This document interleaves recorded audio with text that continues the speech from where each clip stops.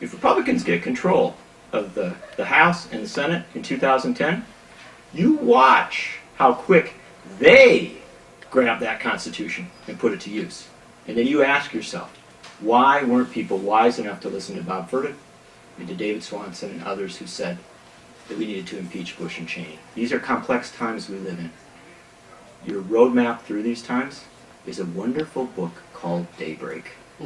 Buy a copy for yourself, buy a copy for a friend, and then go out and talk to people about it. You, in the end, will be doing Barack Obama the greatest favor, seriously, the greatest favor you can, by reasserting a constitutional system of checks and balances in this country, as David Swanson suggests. Thank you very much.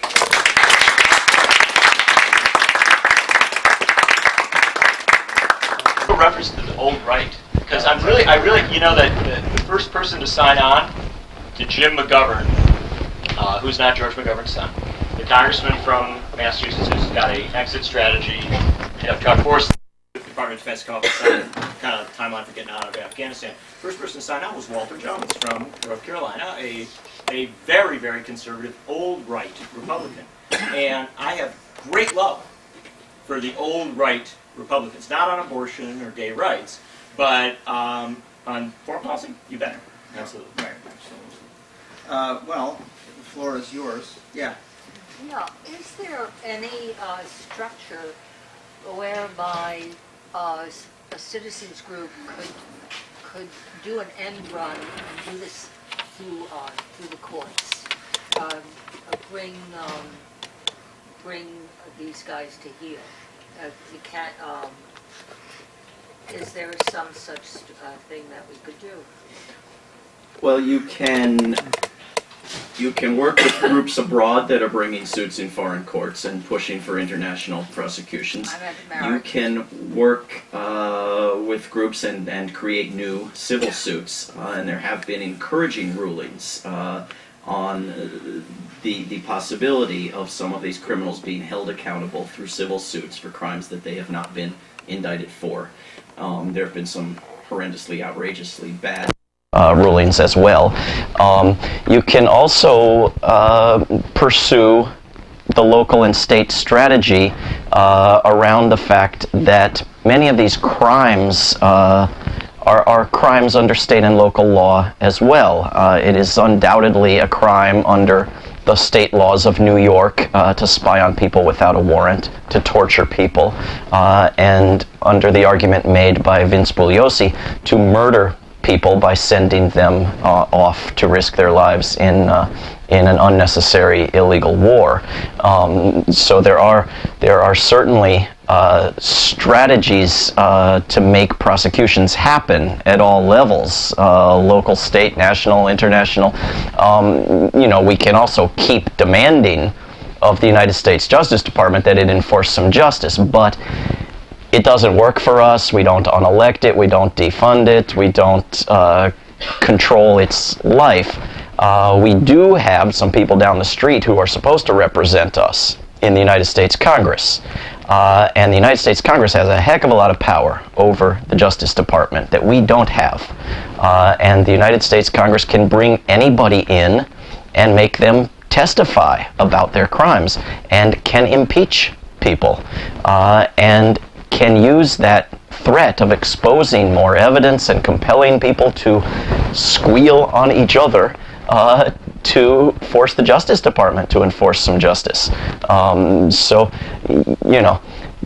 are lots of things we can do in terms of legal strategies and in terms of media and communications and education, but I wouldn't overlook pressuring your representative in Congress to do it too. Yeah, please. Throw on there. Strongly disagree with the legal strategies, and because I've dealt with this a lot and worked it over in so many ways, and I would love it if you could file a lawsuit and make it all go clean. I would love it if international courts, had this. We could do it.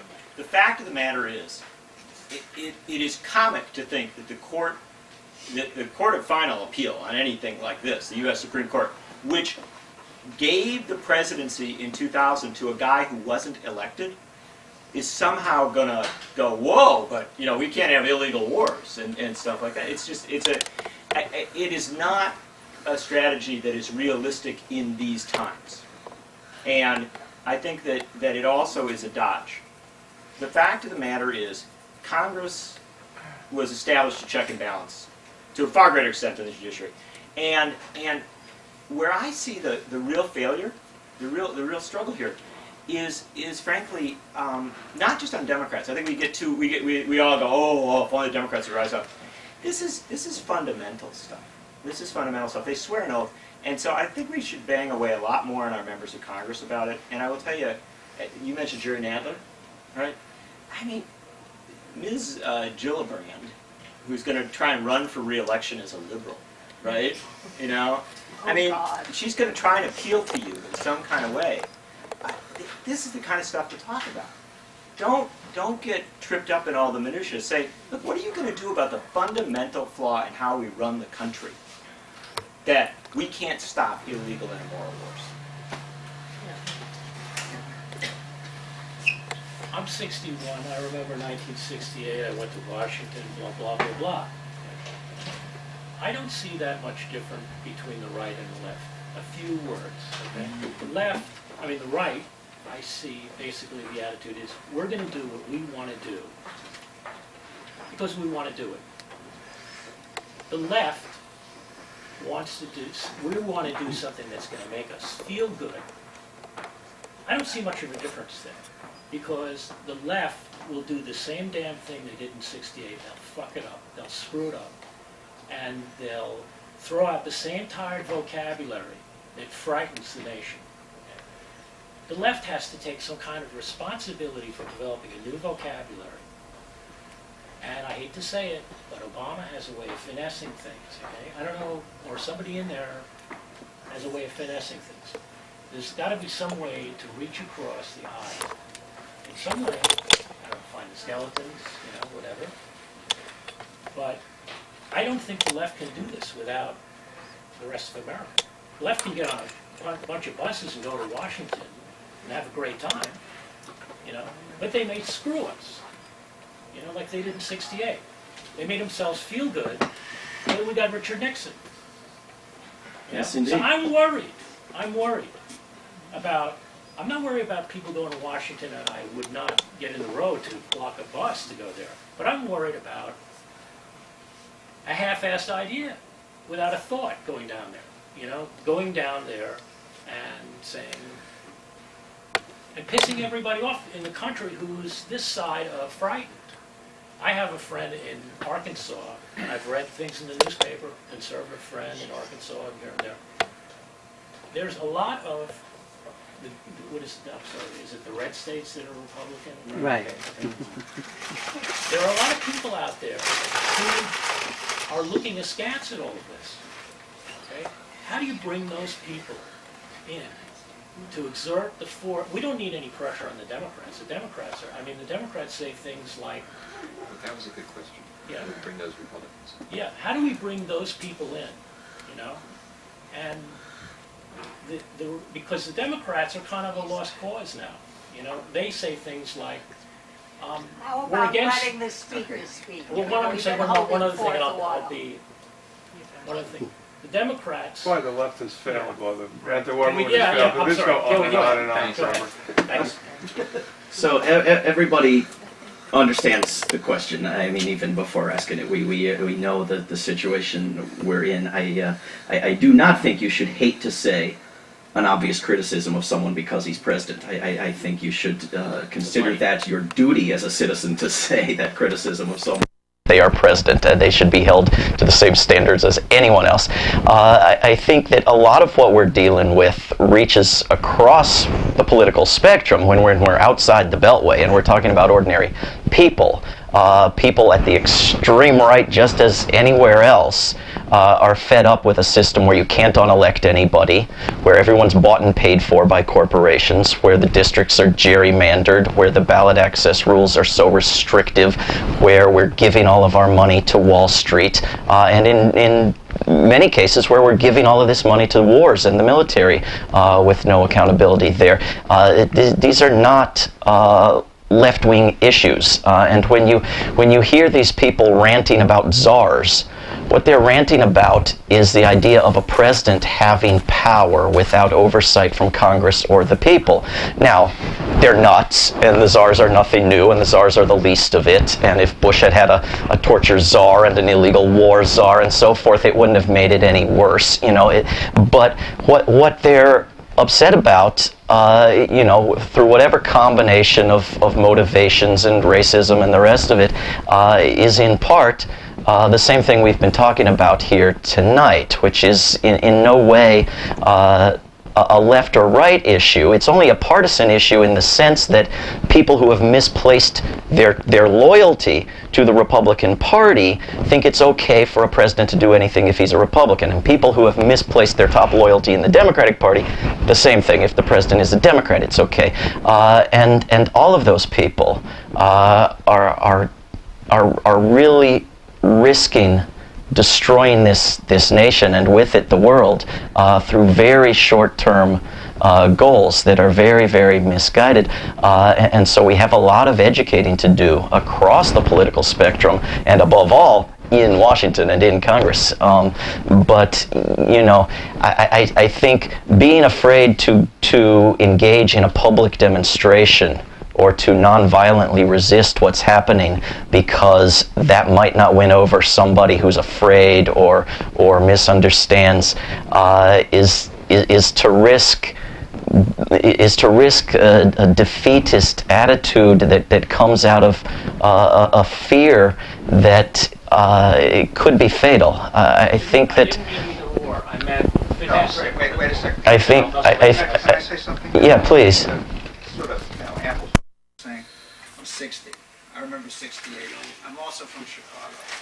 So I know the machine that Barack Obama came out of. I didn't drink this Kool-Aid, okay? I take no joy in saying that. I want to make something very clear, I hope clear to you, and really to everybody, that as David says, there's a great deal more agreement among the majority of Americans than you would think from tuning into the culture wars, whose function is basically to keep people fighting over what's essentially nothing. It's not nothing to the Christianist far right, but it's nothing to everybody else. But on economic issues, on issues of war and peace, on environmental issues, on the minimum wage, you name it, you can go down the list. The American people are actually quite progressive. Now, this is not 68, okay? This is 2009. This is not your grandfather's Republican Party. This Republican Party has been hijacked by an extremist fringe that may command tops 18% of the electorate. It's very, very small. The only reason why we tend to think that we have to bring them in and we have to try to reason with them, and these are people in apocalyptic politics, they don't believe the planet should survive. I mean, they want Jesus to come back. You can't reason with people like that. There's no sense even in trying. The only reason why we tend to think that they represent something like a majority or a mainstream is frankly, because of a great deal of systematic election fraud that's taken place over the years, not just in 2000, but even in the last election. And I'm not going to get up on this hobby horse for too long, but Barack Obama was arguably robbed of about 7 million votes through, purgation of the voter rolls, both legal and illegal, the usual stuff, voting machines and so on. Now it is possible to begin a discussion of the dangerousness of electronic voting that will include even the right wing, because in New York's 23rd district now, it is clear that Bill Owens probably didn't win, and now the shoe's on the other foot. There's a few states where Democrats have engaged in e-vote fraud, e-voting fraud. It looks like New York may be one of them, now that we're shifting from lever machines to electronic voting machines, because the Justice Department's forcing us to do that. New Jersey, Maryland, these are states where Democrats have arguably used electronic voting to cheat, but for the most part, by and large, it's been the Republican Party. And their function has been to impose an extremist agenda on the country, right? By gerrymandering, by blocking the census, by doing everything that they can possibly do to subvert electoral democracy. So I don't think that there's any reason to try to reach out to a fringe element that's been overrepresented all these years and does not, the American people are not crazy. Mark, I think there's a second reason, even bigger, why everyone always asks that question wherever I go in the country. You know, how can we win over the teabaggers? And that is because they are on our televisions all the time. That's my gig. Let me just throw it, because I was going to say, I can't believe Mark Crispin Miller just did this whole rap about voting machines, when in fact he's like the pioneering person on mapping the borders of media consolidation and concentration. You know, look, here's the bottom line reality. Today is an incredible day in American history. The president is going to announce a massive expansion of an illegal, undeclared family. We are on the eve tomorrow of a big national summit on jobs, because we have double-digit unemployment for the first time in a quarter century. We're heading for potentially depression unemployment, 17% if you count in underemployed. And we were about to have the climate change conference in Copenhagen. I mean, this is an incredible moment. I mean, all this stuff happening. This is like that moment in 1989 when the Berlin Wall and China and everything's all going on at the same time. You're like, wow, how can we keep up with all this? And yet the number one story in America, unquestionably, is that Tiger Woods' wife was mad at him. And that is just the absolute truth. You know it. And so we have a fully dysfunctional media system in America. And so with all the reforms we need, that's where we start. And you know what? I've gone to several teabag rallies. And I've stood right next to the teabaggers. I could get right in there, and because I'm into this deviant sexuality, I have no I'm cool. And so I'm standing next to them, and I was standing next to a woman at one rally, and I said, damn, I hate these free trade deals that ship our jobs overseas. And what about these wars? You know, that crazy wars going on all over the place, and you know, kids dying, and we don't even know what we're fighting for. We're not even trying to win. We're just all crazy. But what about that Patriot Act? They can come spy on you in your house. You know, take your guns away. And the next thing, the woman next to me is like, yeah. And I said, how come Russ Feingold's not speaking here? Because he's against all those things. And she's like, you know, it sounds Jewish, yeah.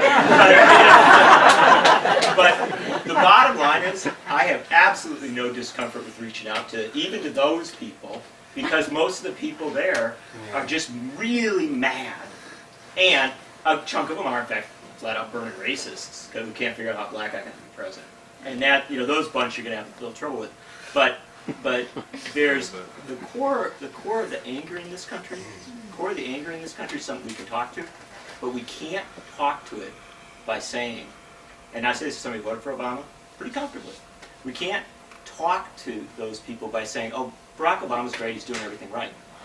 The way we talk to them, and the way we talk to Barack Obama, is to say, we want you to do everything right. And when you don't, we're going to make some noise about it, because I do not want to go through the 2010 election cycle with Republicans running on a message of stop bailing out the big bankers, right? Anti-capitalist, right? Stop bailing out the big bankers. Stop these crazy free trade deals. Let's stop these Obama's crazy wars overseas. You know, I can actually imagine Republicans running and winning next year on our platform. Wow. And I just want, that's what gets me freaked out. Can I ask a question? Good. Hi, David. I'm Jim Nally. I'm a friend of David. Yes. Yes, thank you. I'll talk to you later. Anyway, what's floating around in my head while I read your book and while we're having this discussion about the crazy right-wingers and the struggle of power between the branches of government and so on, is why isn't the government functioning the way it was designed to function? And the shadow behind all of this, I think, which is beginning to come up, is there's no control over the people who control the money. There's no control, there's no mechanisms of control over the people who control the money. That's why the media isn't telling anybody anything that needs to be known, and that's why Congress people aren't voting for what the people obviously want and probably tell them. And that's it. And I wonder why are we pursuing this war? Is it just because we don't want terrorists to bomb us? There's a lot of money invested in all of this, And what do we do about that? That's like the fifth column, or the shadow behind. I mean, I don't want to sound like Noam Chomsky, but I think it's a little bit like, Why not? where is the control of the money? Because that's what's corrupting the government. That's the functioning of the government. Well, I mean, that's true on all kinds of levels. Right. You know, Congress is supposed to control the public money. Now there's a bill with 300-some co-sponsors in the House that hasn't come to a vote yet, just to let Congress see what the Federal Reserve does with our money. There's a very bipartisan effort harnessing outrage across a wide range of political viewpoints. But, you know, the money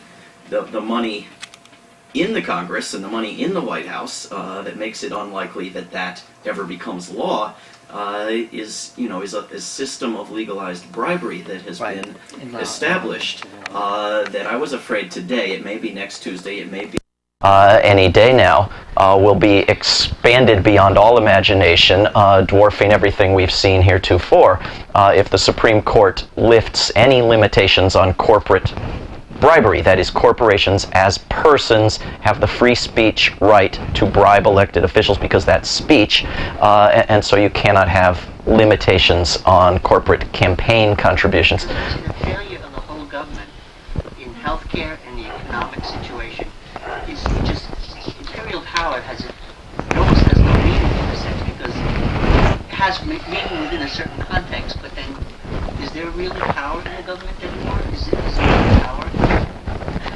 The question, I mean, there's the permanent bureaucracy, there's the secret agencies, there's the military-industrial complex, there are the people who just stay over time and time again, there are the people who hold threats over the president if he doesn't do what they want, and so forth. But that doesn't change the basic structure of our government. It doesn't change it, but it leads to its lack of use somehow. Well, but it's I think it gets to the thing that we're talking about, what David's point deals with so very well, and that is that again, men or women, but the structures, making them work. Right. And the fact of the matter is the Constitution is an imperfect document. It could use some amendments. I think we're far too cautious. Liberals, I think, are terribly cautious about the Constitution. They're like, well, it's the only thing that protects us from that great mass of people who don't like us. And it's just not true. The fact of the matter is, a great mass of people are quite functional. We can work with them. But we should be looking at making the Constitution a stronger document and a better document, but using the parts of it that are there. And I actually think this is potentially a golden age for that. Because the right really hates Barack Obama. There's simply no doubt of that. There's a lot of folks who just despise the guy. And again, there's an element of racism, there's all sorts of other things. I think, okay, if they want to weaken the presidency because they want to weaken Barack Obama, I think if we use that right, and this is not, my point here is not to say I want to weaken Barack Obama, that's not what I'm talking about. Right. But if we use this moment correctly to address some of the real pathologies in the system, we will ultimately make Obama a stronger and better president. Because what can Barack Obama do? He's a good communicator, right? The bully pulpit is a really wonderful place. And if Barack Obama, instead of playing so many of the games of Washington, had gone out across the country for 6 months to talk about healthcare, right? I think we'd be way farther along than we are. But when you suck somebody into that Washington vortex, it doesn't work. So I think making presidents weaker, frankly, including this president, ultimately helps the forces of light. And we ought to maybe think about how we do that in a smart way. Not some sort of creepy, send them back to Kenya thing or whatever their line is this week. But a smart use of these broad coalitions. Because David just mentioned Ron Paul's audit the Fed. This is fabulous stuff. Yes, we should absolutely audit the Fed. And it is absolutely absurd that Barney Frank, a liberal Democrat, blocked efforts to audit the Fed on his committee. What the hell are liberal Democrats? What's the point of being a liberal Democrat if you're on the side of the bankers? But that is the point. How do you make these people pay attention to you? There were millions of people protesting this war. They went to war anyway. There are hundreds of thousands of millions of people who are protesting at this very moment. They are not paying any attention. So please, tell me the strategies that the last 2/3 of your book talks about that are going to make a difference. Well, I'm going to talk at lightning speed here in order to put the 2/3 of the book into 30 seconds. So see if you can. If you I buy a copy and read it. There are many useful things to do, and my failure here to mention your favorite one is not an insult to it. I encourage everyone to do the things they enjoy and are good at. But I think in terms of influencing our government in Washington directly, with due respect to John Nichols' brilliance, don't fantasize about how the president could be better or what the president could have done better or how we'd like him to go out and what we'd like him to say and how we can make him stronger and whether we want him to succeed or not. Try to go for a week as the engaged citizen you are without thinking about the president and see how that twists your mind in unexpected ways and try to come to terms with the fact that we can barely influence senators in any way, and that on the big things we don't have to. And take a hard look at your member of the House of Representatives. And you don't have to march around in Washington on a Saturday. You should if you can. It's a great thing. But getting 2 million people there to do it won't necessarily change a single thing. Get people together. Go to your Congress member, go wherever they are in public and talk to them directly, face to face. Go to their local district office. Take polling of where their constituents stand on an issue. Ask for meetings, demand meetings. Be polite, be impolite, go after them in the local media, and be willing to take people and to take cameras and to go to their office and sit down and not leave. And cough a lot, and make, and you know, get over the question of whether they're the good Congress member or the bad, or whether they're on our team or not, or whether they're accessible and friendly and good in their deepest soul or evil. You know, they are all good on some issues and bad on some issues. They all need a lot more rewarding and they all need a lot more punishing, and be willing to make their lives difficult, to pressure them in every way possible, including campaign challenges, everything that can be brought to bear on them, including using and promoting and generating better media to hold them accountable.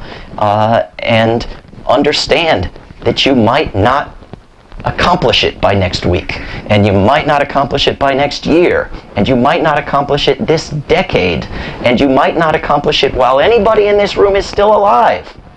But the people who got women the right to vote at all didn't get to see a woman vote. They just worked. They worked and enjoyed it and did what they had to do, and then died and others carried on.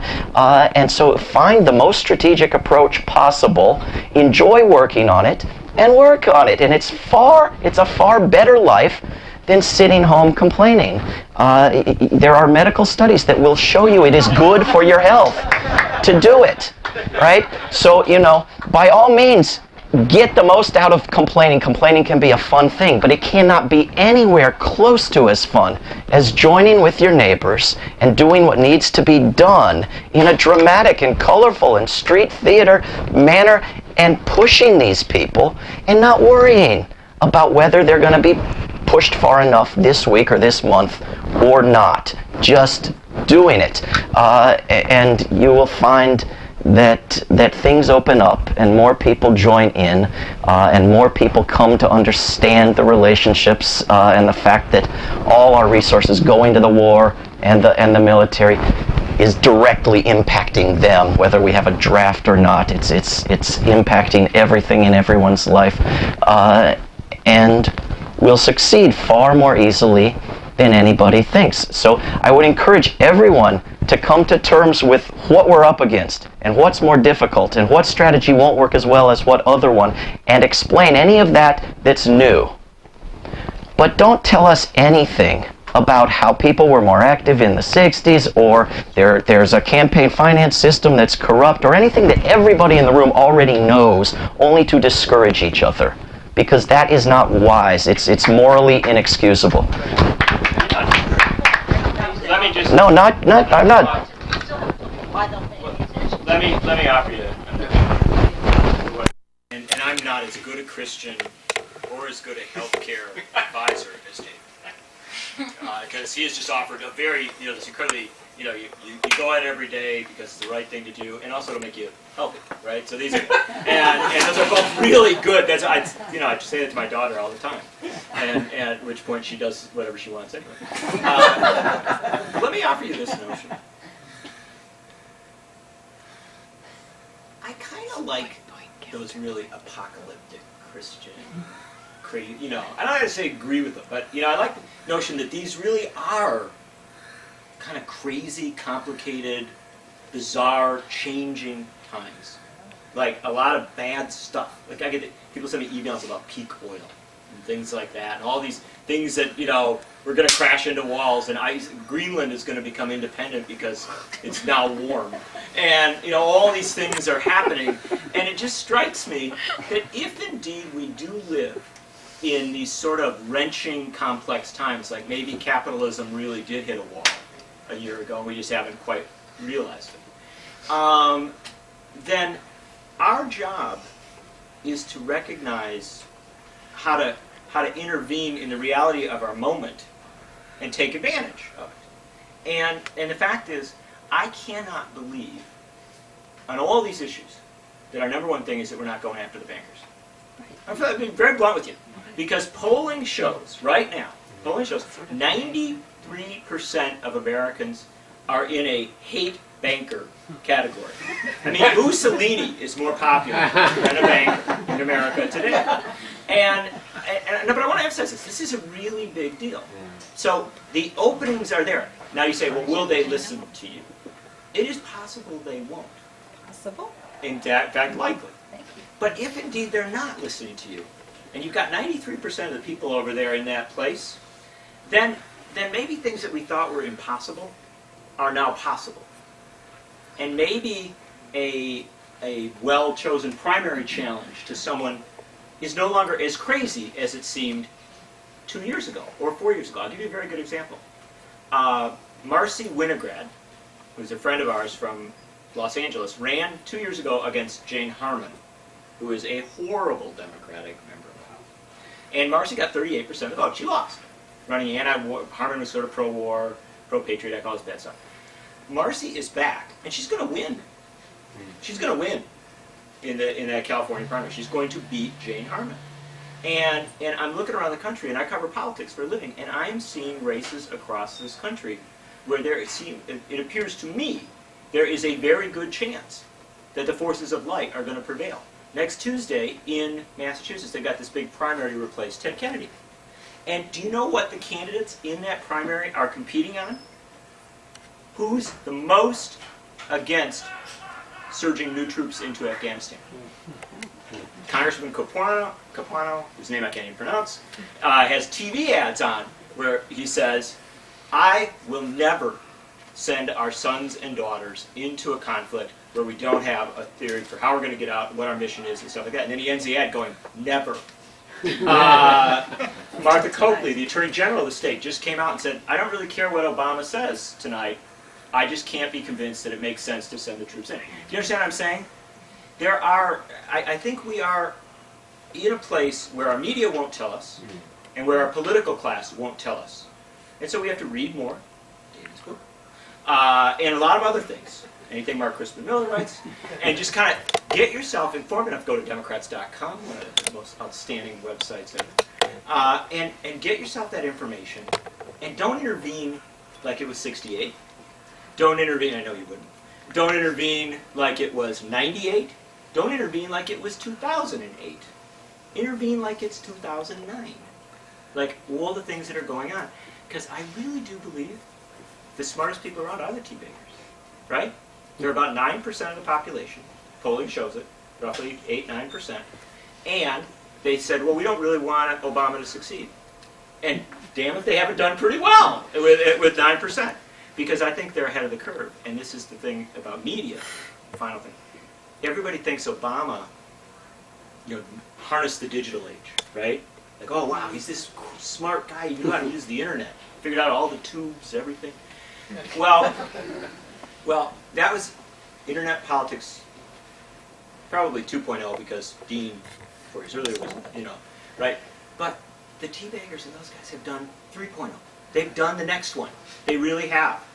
It's evolving that quickly, and that really is my hopeful message.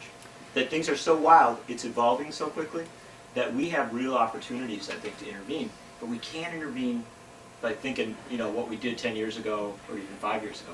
And we also can't intervene on the issues, necessarily, that we want to intervene on. We have to look at what's the breaking issue. And again, I come back, it's the bankers. It's unbelievable that next month the U.S. Congress is going to re-regulate banking by making bankers stronger. John, let me say one quick thing about Marcy Winograd, because I think it makes a useful example that, here's a wonderful, wonderful candidate, would be a better Congress member than any of the other 435 if she were really in there, running against one of the worst of those who are there, and now has a real chance of winning. Is there anybody in this room who, even if you like living in New York and you'd rather stay in New York, who would be willing to pick up right away and go out there to Los Angeles and work on Marcy's campaign? Raise your hand if you would be. Oh, one. Come on, this guy. Yeah. Michael J., you going to do that? Yes, I am. All right. Yeah. Because Marcy's that good, There we go. and Jane's that bad. What a Anyone steam. else You want? going too? No, You didn't ask a question. I gotta Yeah. jump in. No, you signed up. I'm going So to. you're Got to some. I'm Well, going San to Francisco maybe, LA is exploit another my. story. Excuse me. I'm supposed to be in charge here. Okay? Get 'em. I'm going to exploit The Imperial. my prerogative. And, first of all, I've read both their books, which nobody else in here can say. And you two aside. And I want to respond to your question on that basis as a way to sort of end this, because we've gone on longer than we usually do. Rather than think of it in this way, which is everything we try to tell them, they don't listen to. We try to reach them on this issue, they don't listen. We try to reach them on that issue, they don't listen. There were more of us in the streets than ever before against the war in Iraq. Nothing happened. Okay? Well, I think, I'm not going to stand here and pretend to know exactly what tactics will work. I think we have to reconceive that whole dilemma and say that the fact that they don't listen is the problem. The fact that they don't listen is the problem. So it isn't, they didn't listen to us on this problem, they didn't listen to us on that problem, what do we do? No, the problem, the fundamental problem is that they don't listen. That's the problem, and that has to do with a fundamental breakdown in American democracy. Right. Fundamental breakdown. They don't listen, they act with impunity. And they act with impunity because they don't fear us. And the reason why they don't fear us is that the mechanisms set up to enable them to feel our preferences, right, have been variously subverted, have been corrupted. So, just for the sake of clarity, I would say that there are three closely related causes that we all must be working on, or any one of which we should be working on. Left politics tends to be a little bit street fair-like. I saved the whales, and I did my thing for reproductive freedom. You know what I mean? I got all my buttons. Right? It's a little bit like that. It's kind of feel-good, and it's a little bit scattered. But if all of that takes for granted the assumption that someone in power will eventually listen, but they won't, unless we work on three issues that are all dependent on each other. They are media reform. We have to have media reform, because without a functioning media system, we're not going to have a democracy. And that's why John, having plugged David's book so vigorously, I'm going to plug John and Bob McChesney's upcoming book just as vigorously. The Death and Life of American Journalism is the perfect book to read on this subject at this moment. Media reform. Campaign finance reform is the second one. Because if, the Supreme Court has its way, then corporations will rule outright instead of just sort of under the surface. To remove the middleman. It'll remove the middleman. It'll just be a bazaar where they're sauntering around buying politicians. unless the politician happens to be Michael Bloomberg, and then he can do the buying himself. $102 million to get himself narrowly elected. The third one is election reform. The reason why these guys all act like made men is because they're not afraid of what happens on election day. You know, Bush was never elected. It's kind of a mind fuck. This guy was, it's like being abused horribly for years by someone you thought was your father, and it turns out that you were left on his doorstep. It's kind of hard to wrap your mind around. No, it's not. At any rate, these are the three causes, which if we don't pursue them, you know, American democracy is finished. If we do pursue them, though, you know, to coin a phrase, we can begin the world anew, right? So please, if you do nothing else, buy both their books. Tonight you can buy David's, he'll sign it. Thank you very much for coming, and keep your eyes peeled for subsequent First Tuesday events at the bookstore. The events usually take place upstairs, but they're renovating the cafe, so it's not always as, you know, cloth full as this is. But thank you very much for coming.